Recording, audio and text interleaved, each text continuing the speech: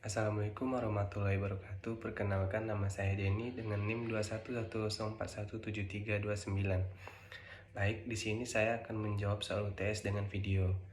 Dengan menonton 3 video metode penelitian yang diupload Pak Adi Mursalin.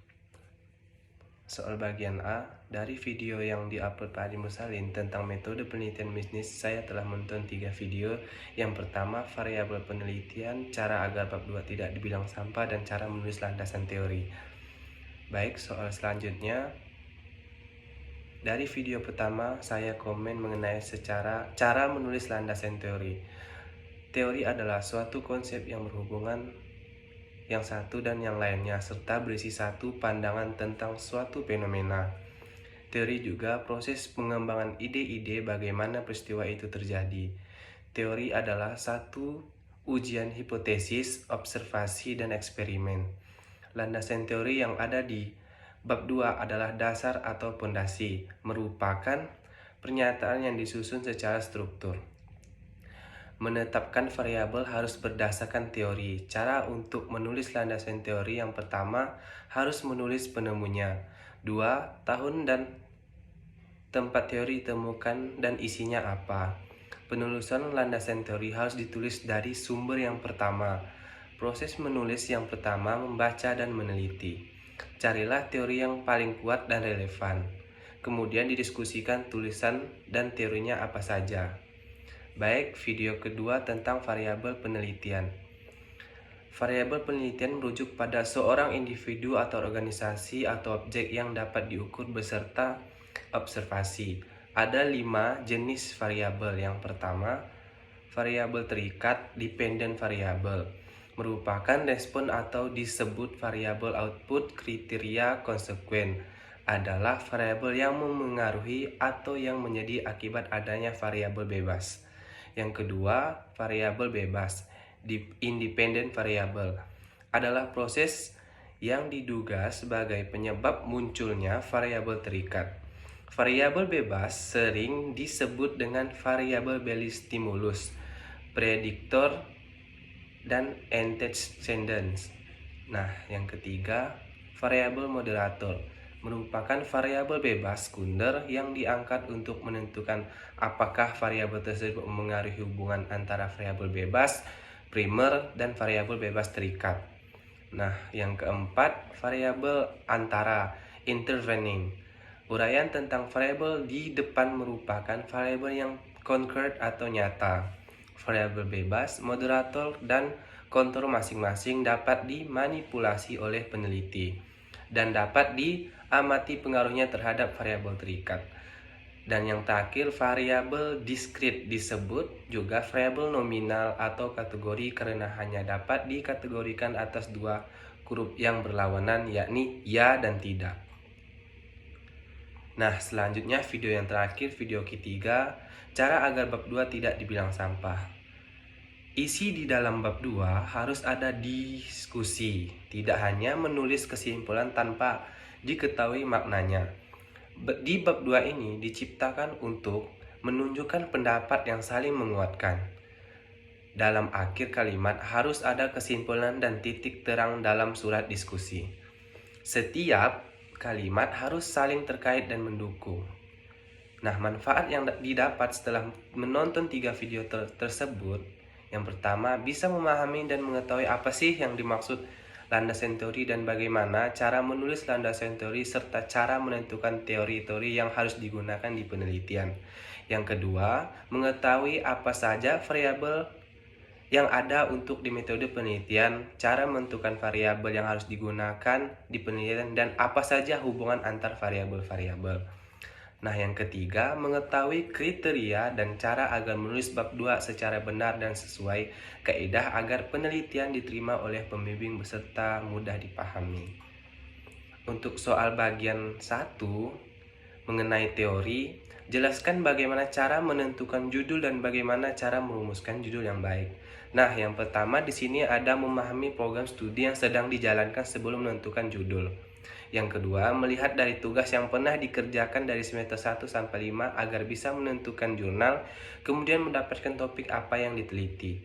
Yang ketiga, mencari masalah apa untuk Apa yang untuk menentukan judul yang relevan dan disiplin ilmu? Cara merumuskan judul yang baik itu ada 4. Yang pertama, memilih fenomena atau masalah yang sesuai bidang. Kedua, menceritakan secara detail dan disertai data tentang masalah yang dipilih. Yang ketiga, mendeskripsikan masalah yang terjadi dengan teori yang seharusnya terjadi. Dan yang terakhir, cari riset atau data terdahulu. Jelaskan apa pembeda dengan riset atau data sekarang. Untuk soal yang kedua, apa yang dimaksud dengan latar belakang penelitian? Mengapa latar belakang penelitian penting dalam suatu penelitian? Nah, latar belakang masalah merupakan informasi yang tersusun sistematis berkenaan dengan fenomena dan masalah problematik yang menarik untuk diteliti. Masalah terjadi saat harapan ideal akan suatu hal tidak sama dengan realita yang terjadi. Tidak semua masalah adalah fenomena yang menarik. Masalah yang fenomenal adalah saat menjadi perhatian banyak orang dan dibicarakan di berbagai kalangan di masyarakat. Latar belakang juga dimaksudkan untuk menjelaskan alasan mengapa masalah dalam penelitian ingin diteliti. Pentingnya permasalahan dan pendekatan yang digunakan untuk menyelesaikan masalah tersebut baik dari sisi teoritis dan praktis. Yang kedua, kenapa latar belakang penting? Karena latar belakang yang memadai membantu pembaca menentukan apakah penulis memiliki pemahaman dasar tentang masalah penelitian yang sedang diselidiki dan meningkatkan kepercayaan pada kualitas keseluruhan. Analisis dan temuan. Latar belakang yang baik dan benar dapat membuat pembaca tertarik terhadap laporan penelitian yang dibuat.